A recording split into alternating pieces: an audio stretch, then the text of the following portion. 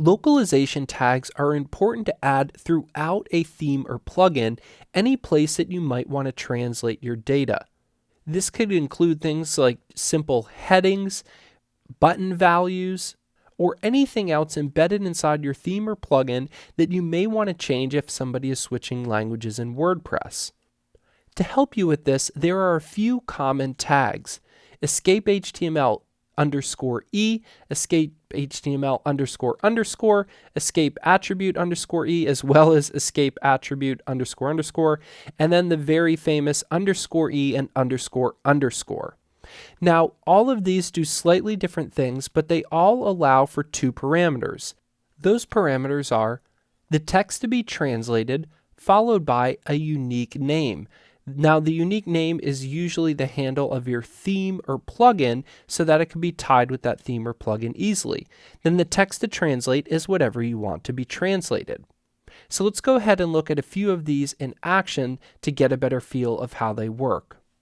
What you could see in the index.php file now is that we have sanitization, escaping, and then finally localization tags.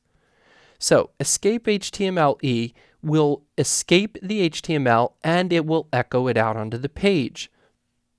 Escape HTML __, will take the HTML, escape it, but then it will only return that value. So it won't echo it to the page, and this is an instance where you might want to pass it as a parameter or save it as a variable. So we won't see anything output here, and that's exactly the use. And this pattern follows with all of them.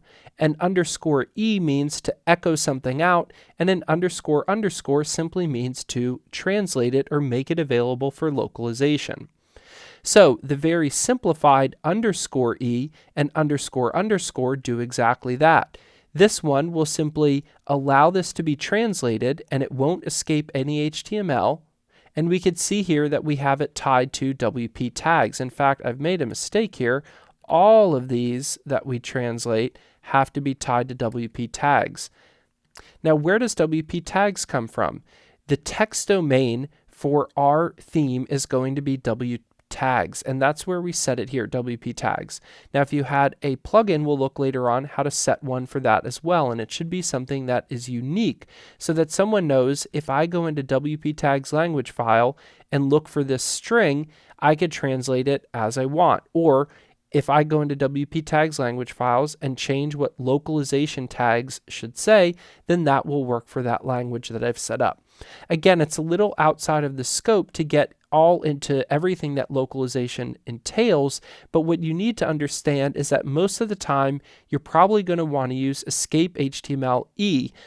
Even if you don't think you're getting HTML, it's going to be safer than just _e, because it's going to escape that stuff and prevent things from being shown on the front of the site that might not need to.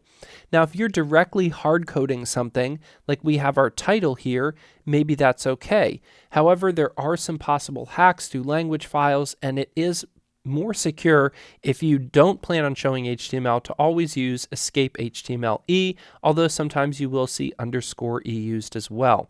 So this is why you've seen it throughout the course, and I've kind of used it here and there, but in general, from here on out, you really want to make sure that everything you're passing through that makes sense should be set up to be localized and translated.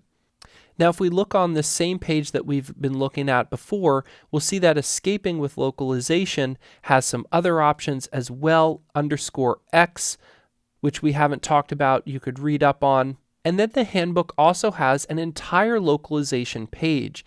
And this is where you could start reading in more depth about how localization works, how to get set up with translation, and all of this. So this is a little bit outside of the scope, but I want to point you towards this, and there are plenty of resources out there for digging further into localization if that's something that interests you.